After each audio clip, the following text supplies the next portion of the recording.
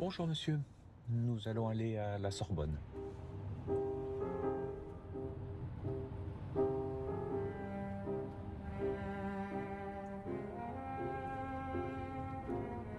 J'ai été frappé par cette idée du langage du disciple et du langage consolateur.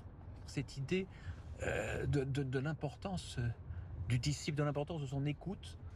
C'est quelque chose qui me parle, qui me frappe.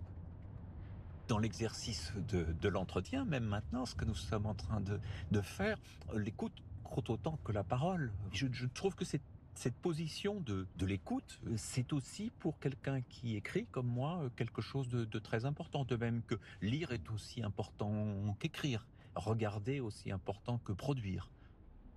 Je crois en la capacité de trouver dans chaque relation, dans chaque rencontre, quelque chose comme une chance.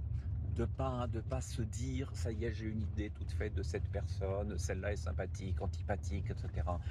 Et peut-être de sortir aussi de toutes les facilités relationnelles que nous avons, c'est-à-dire, s'entendre avec ceux avec qui on s'est toujours entendu, s'entendre avec ceux qui sont les plus proches. C'est parfois trop facile. Je crois que le beau, le sens du beau, le sens de l'imaginaire, c'est quelque chose qui rend la vie plus forte et plus riche. Et ce n'est pas simplement le beau pour le beau, mais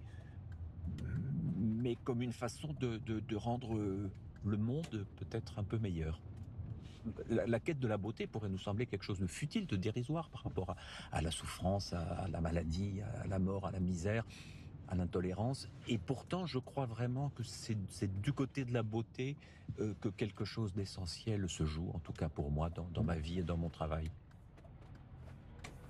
Nous arrivons à la Sorbonne, un quartier que j'ai beaucoup fréquenté, des amphithéâtres où je suis allé souvent. Excellent dimanche à vous.